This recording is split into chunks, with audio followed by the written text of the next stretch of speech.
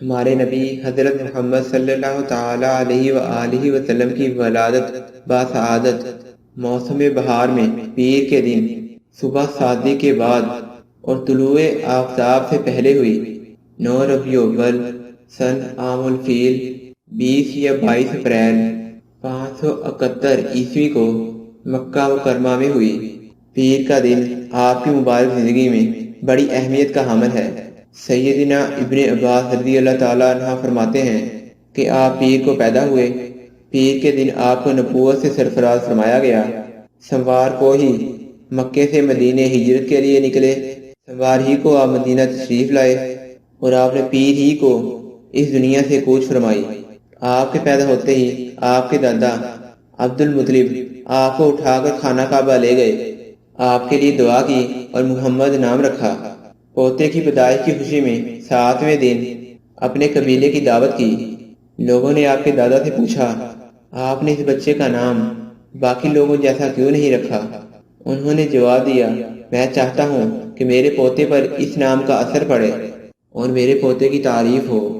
آپ کی والدہ سیدنا آمنہ نے آپ کا نام احمد رکھا۔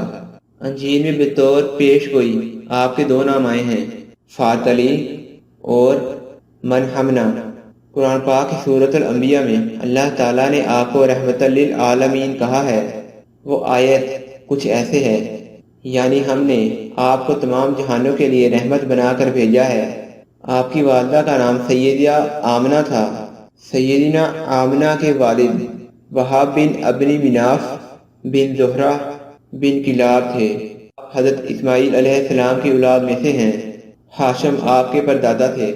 بہت دولت مند ہونے کے ساتھ ساتھ سخاوت، مربت اور احسان میں بھی بے مثال تھے۔ ہاشم کہلانے کی وجہ یہ تھی کہ ان کے عہد میں ایک دفعہ مکہ میں قحط پڑ گیا۔ یہ فلسطین گئے اور وہاں سے اونٹوں پر آٹے کی بہت سی بوریاں لاد لائے۔ بہت سے اونٹ ذبح کیے، ان کا شوربہ تیار کیا، روٹیاں پکوائیں۔ ان روٹیوں کو شوربے میں بھگو بھگو کر اہل شہر کو کھلاتے رہے۔ عرب اس کھانے کو حشیر اور شرید کہتے ہیں۔ یہ سلسلہ ایک مدت تک جاری رہا، اسی وجہ سے ان کا نام ہاشم پڑ گیا۔ وہ حاجیوں کی خدمت اور مدد میں بھی بڑھ چڑھ کر حصہ لیتے تھے۔ اسی فیاضت سے آپ کا نام پورے عرب میں مشہور ہو گیا۔ انہوں نے ہی قریش میں یہ سلسلہ شروع کیا کہ سال میں 2 مرتبہ تجارتی قافلے تجارت کے لیے نکلا کریں، موسم گرما میں شام کی طرف اور موسم سرما میں یمن کی طرف۔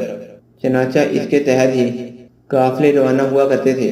سورۃ القریش میں اللہ تعالیٰ نے قریش کو یہی انعام یاد دلایا ہے، کیونکہ قریش کے لوگ اللہ تعالیٰ کی رحمت سے موسم گرما اور سرما کے عادی ہو گئے۔ ان کی سمجھ میں یہ بات آ گئی، اس رحمت کا شکر ادا کرنے کے لیے اللہ کی عبادت کرنی چاہیے جو اس گھر کا مالک ہے، کہ اس نے انہیں بھوک میں کھانا دیا اور خوف سے امن بخشا۔ نجاشی شاہ حبش ہاشم کی بے حد خاطر مدارت کرتا اور تحفے تحائف بھی پیش کرتا۔ کیسر روم بھی ان سے بہت مہربانی سے پیش آتا تھا۔ 197 عیسوی کے چند ماہ بعد ہاشم کی بیوی سلمہ بنت عمر کے ہاں مدینہ میں شیبہ یعنی عبد المطلب پیدا ہوئے۔ بچے کے سر میں کچھ بال سفید تھے، اس لیے ان کا نام شیبہ رکھا گیا۔ شیبہ کا مطلب ہے بوڑھا۔ ہاشم کی وفات کے بعد ذمہ داریاں عبد المطلب نے سنبھال لی تھیں، گویا مطلب شیبہ کا چچا تھا۔ ان کی وفات کے بعد شیبہ نے یہ ذمہ داریاں بڑی خوبی سے سنبھالیں۔ انہوں نے یمن اور حبشہ کے درباروں میں اپنی قوم کی نمائندگی بھی کی۔ ان کی ملکیت میں ایک قدرتی چشمہ بھی تھا۔ ایک دفعہ خواب میں انہیں یہ بشارت ملی کہ فلاں جگہ کھود کر آب زمزم کا گم شدہ چشمہ برآمد کریں۔ کھودتے وقت وہاں سے انہیں دفن شدہ خزانہ بھی ملا جو کعبے کے چڑھاووں پر مشتمل تھا۔ عبد المطلب کو زمزم کی ملکیت کے لیے بہت دشواریاں پیش آئیں، مگر اہل شہر امن پسند تھے۔ انہوں نے فیصلہ کیا کہ کسی غیر جانبدار حاکم سے اس کا فیصلہ کرا لیا جائے۔ عبد المطلب نے یہ بات مان لی، لیکن پریشان بھی تھے، اس لیے منت مانگی کہ اللہ تعالیٰ نے مجھے 10 بیٹے دیے اور وہ بلوغت کو پہنچے تو میں ان میں سے ایک بیٹا اللہ کی راہ میں قربان کر دوں گا۔ جب 10واں بیٹا بھی بلوغت کو پہنچ گیا تو انہیں یہ منت یاد آئی۔ انہوں نے بیٹوں کے درمیان قرعہ ڈالی کہ جس کا نام نکلے اسے قربان کر دیں۔ قرہ آپ صلی اللہ تعالیٰ علیہ وآلہ وسلم کے والد عبداللہ کے نام نکلا۔ عبد المطلب کا ارادہ دیکھ کر رشتہ داروں اور دوستوں نے مداخلت کی اور انہیں مشورہ دیا کہ وہ کسی خاتون عرافہ کے پاس جا کر مسئلہ دریافت کریں۔ چنانچہ عبد المطلب ایک عرافہ کے پاس گئے۔ اس نے معاملہ سن کر مشورہ دیا کہ بیٹے اور 10 اونٹوں کے درمیان قرہ ڈالو، اور اگر عبداللہ کے نام نکلے تو مزید 10 اونٹ بڑھا دو۔ اسی طرح اونٹوں کی مقدار میں اضافہ کرتے جاؤ یہاں تک کہ قرہ اونٹوں پر نکلے۔ انہوں نے قرآن دادی شروع کی۔ قرآن دادی ہر بار عبداللہ کے نام نکلتی رہی۔ یہ 10 اونٹ ہر بار بڑھاتے گئے۔ جب 100 اونٹ پورے ہو گئے تب قرہ اونٹوں کے نام نکلی۔ عبد المطلب نے 3 بار ایسا کیا تاکہ اطمینان ہو جائے۔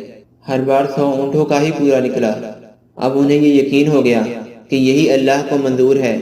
واقعہ فیل کے 50-55 دن بعد عبد المطلب کعبے کا طواف کر رہے تھے کہ انہیں پوتے کی ولادت کی خوشخبری ملی۔ 75 سالہ دادا بہت خوش ہوئے۔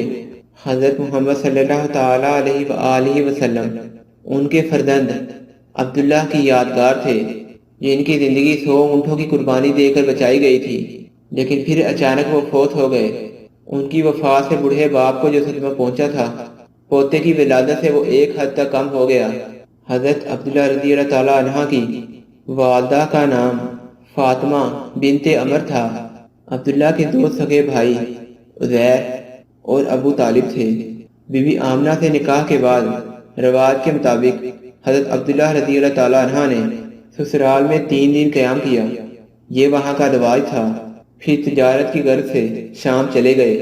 واپسی پر یثرب یعنی مدینہ منورہ میں ٹھہرے تاکہ اپنے والد کے حکم کے مطابق کھجوروں کا سودا کریں۔ مدینہ منورہ میں ہی قیام کے دوران وہ بیمار ہو گئے۔